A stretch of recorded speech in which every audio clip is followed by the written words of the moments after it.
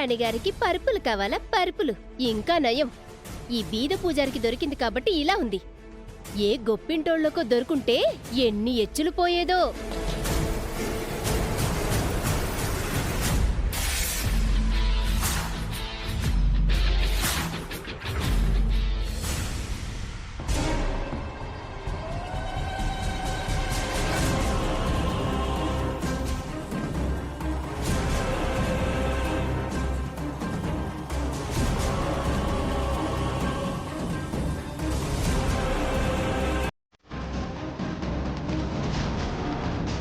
అయ్యో, పరుపెలా తడిచిపోయింది.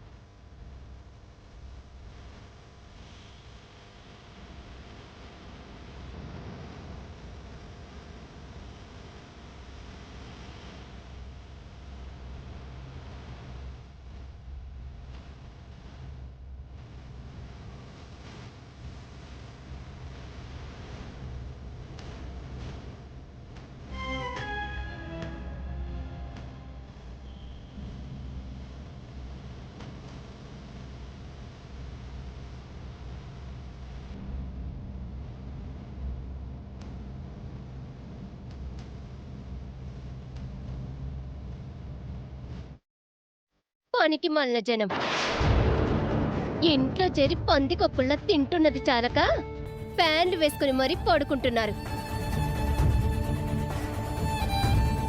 కరెంటు బిల్లులు కట్టలేక చస్తున్నాం. ఇంకా నయం, ఏసీలు కావాలని అడగలేదు.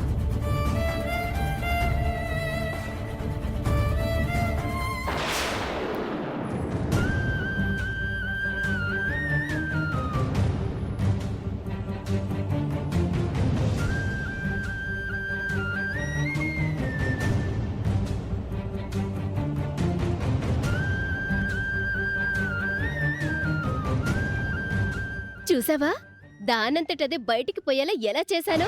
నువ్వు సూపర్ అమ్మా. ఆ అసలే బయట దోమలు ఎక్కువగా ఉన్నాయి.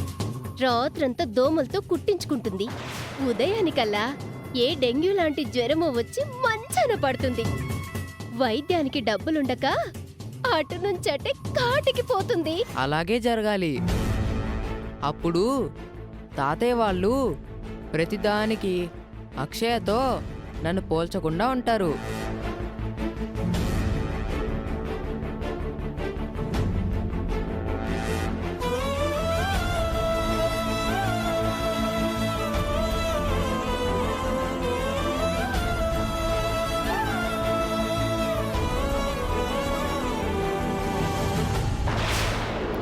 అమ్మా, ఈరోజు రాత్రికి నేను బయటే పడుకుంటాను. నాకు ఎలాంటి ఆపద కలగకుండా నువ్వే చూసుకో. అయినా నాకు విషయం అర్థం కాక అడుగుతున్నాను. ఎప్పుడు నేనే నీ గుడికొచ్చి నిన్ను చూడాలా?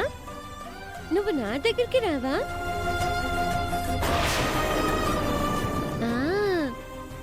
నిన్ను ఎలా రప్పిస్తానో చూస్తూ ఉండు.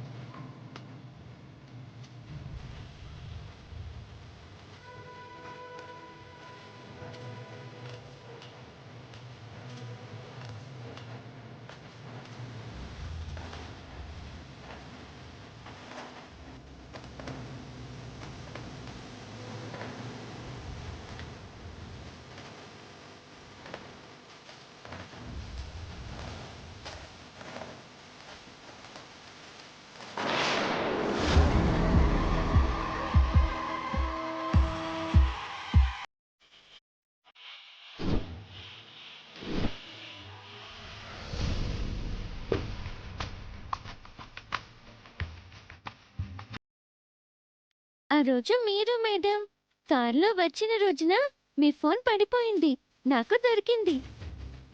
అవని మేడంకి ఇస్తే మీకు ఇచ్చేస్తానన్నారు.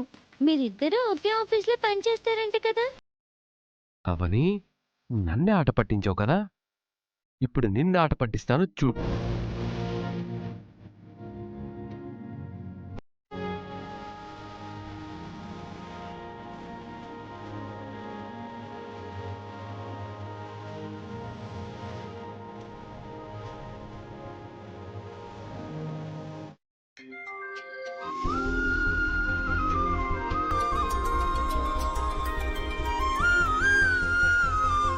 నీ దగ్గరికి ఫోన్ వచ్చే వరకు నువ్విలా చేస్తూనే ఉంటావు. నేను ఇలా ఆట పట్టిస్తూనే ఉంటాను బావా.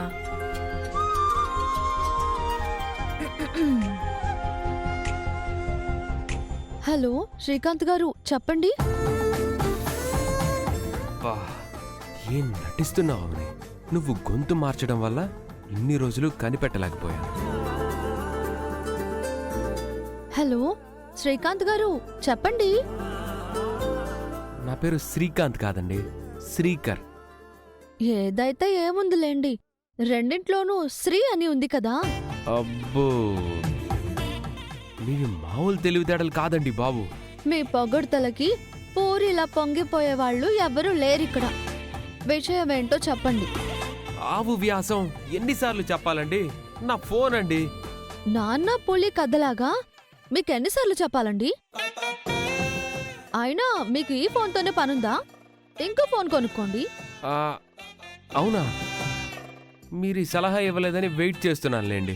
హా, ఈ ఫోన్ నాకు నచ్చిందండి, నేను ఇవ్వను. మీ అందం నచ్చిందని నేను ఉంచుకుంటానంటే మీరు వస్తారా? Hello mister, mind your language. అయినా మీరు నన్ను చూసినట్టు అలా మాట్లాడుతున్నారేంటి? నేను అస్సలు బాగోను, బొగ్గులా ఉంటాను. మీది మధురమైన గొంతు. నా గెస్ కరెక్ట్ అయితే మీరు పాల మీగడలా ఉండుంటారు.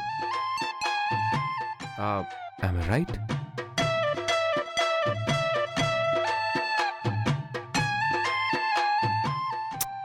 చెప్పండి. కోకిల గొంతు బానే ఉంటుంది, కానీ పావురంలా తెల్లగా ఉండదు కదా. ఒకసారి మీరు అద్దం ముందుకు వెళ్ళండి. ఎందుకు? వెళ్ళండి, చెప్తాను.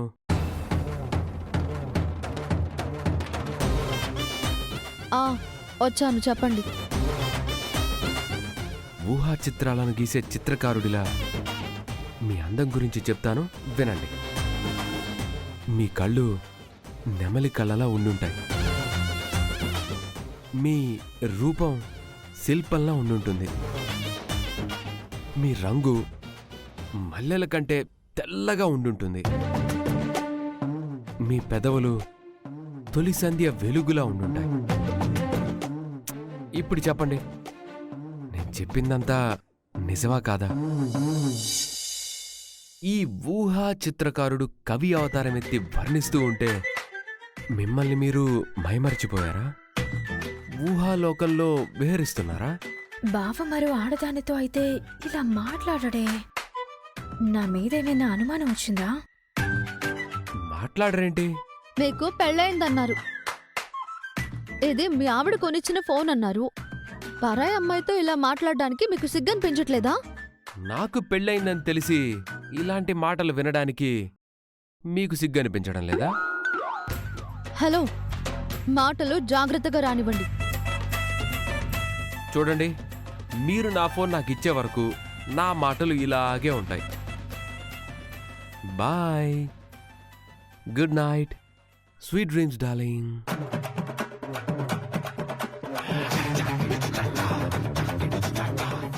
ఏంటి బావ రాంగ్ రూట్లో వెళ్తున్నాడు?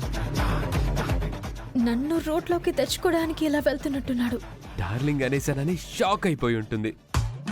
అవని, త్వరలో నీ అంతటి నువ్వే నా ఫోన్ తీసుకొచ్చిచ్చేలా చేస్తాను, చూస్తూ ఉండు.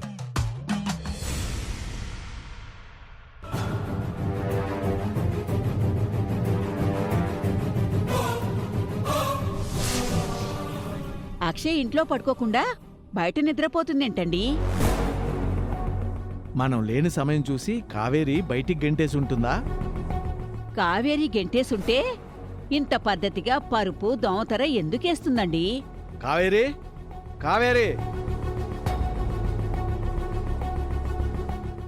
ఏంటి?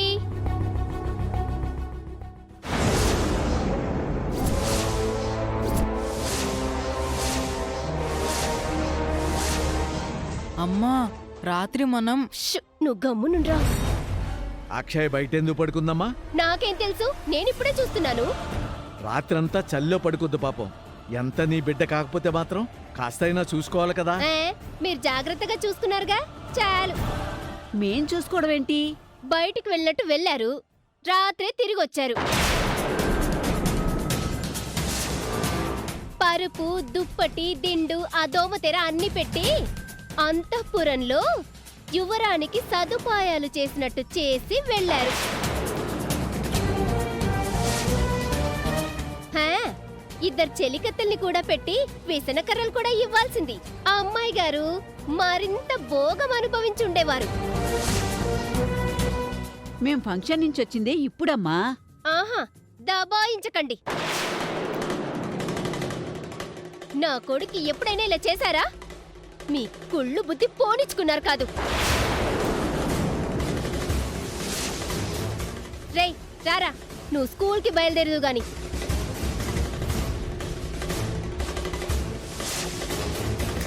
మనం ఏదైతే అడుగుతామో దానికి మాత్రం తిన్నగా సమాధానం చెప్పదు. మనకి దొరికింది మామూలు కోడలా మరి?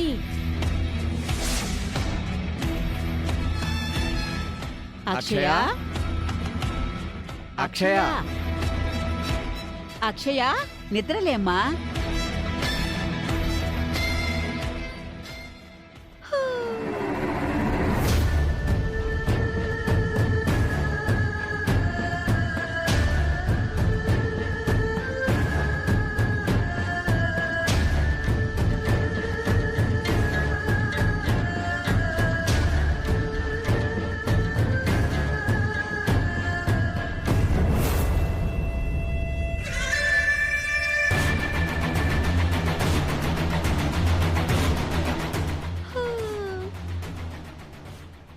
థ్యాంక్స్ తాతయ్య. థ్యాంక్స్ అమ్మమ్మ. ఆ, ఎందుకురా? నేను నిద్రలో ఉండగా నా కోసం పరుపు, దిండు, దోమతెర ఏర్పాటు చేసినందుకు. అసలు రాత్రి ఏం జరిగింది? నువ్వు బయటెందుకు పడుకున్నావు? కావేరి ఆంటీ వలన బయటికి రావాల్సి వచ్చింది.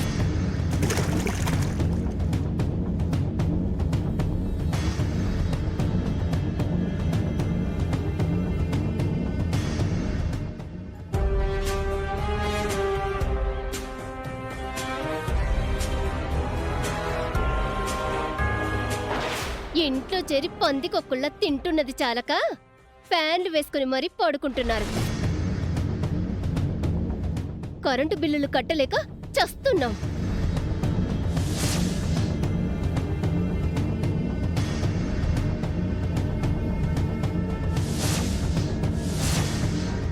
ఈ విషయం మళ్ళీ ఆంటీని అడగండి.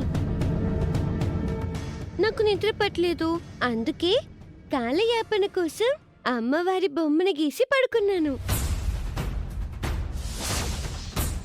అది చూడండి ఎంత బాగుందో.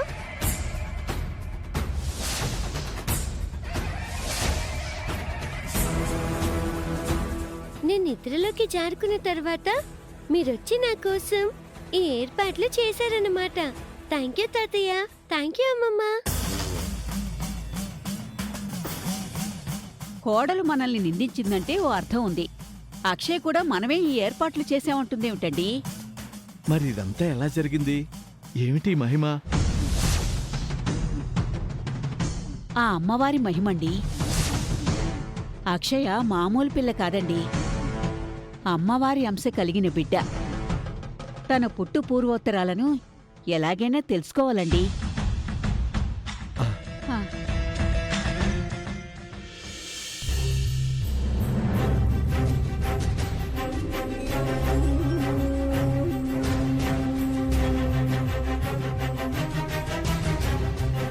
ఖచ్చితంగా అక్షయ ఏదో పెద్ద వంశానికి చెందిన బిడ్డే అయుంటుందండి. అందులో అనుమానమే లేదు. ఏదో రకంగా ఆ గ్రంథాల ద్వారా అక్షయ్ ఎవరో తెలుసుకోండి. అక్షయ్ భవిష్యత్తేంటో కనిపెట్టండి.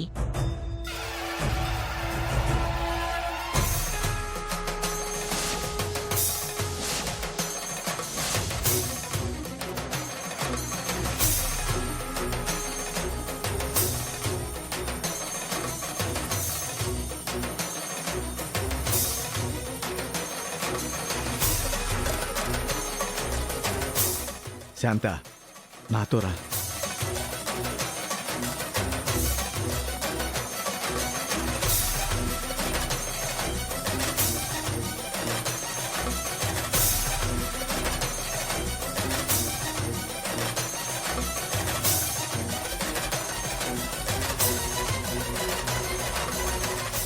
శాంత, ఏంటండి? వెళ్ళి ఎర్ర నీళ్లు తీసుకురా.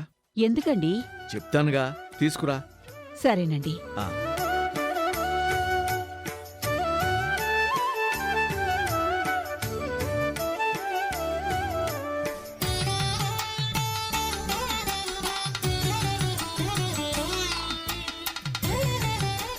ఇవిగోండి. 2 తెల్ల కాగితాలు అందుకో. సరేనండి.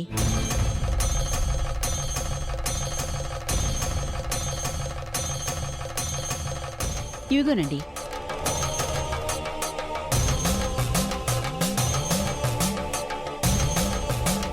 పట్టుకో శాంత.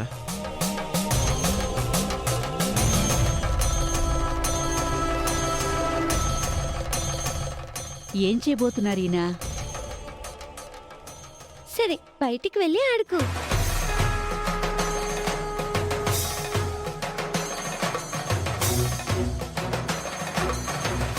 అక్షయ, ఏంటి తాతయ్య?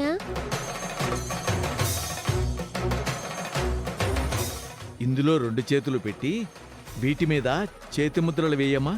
ఎందుకు తాతయ్య? చెప్తాను, వేయమ్మా. సరే తాతయ్య.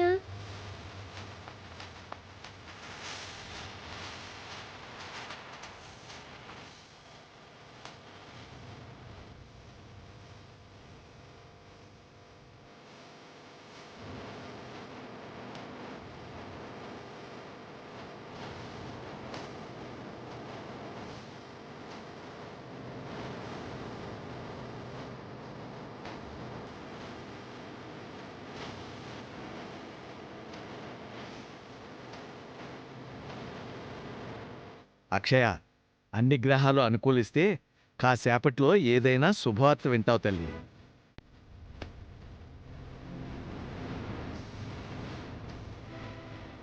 తాతయ్య ఏం చేయబోతున్నాడో ఏంటో.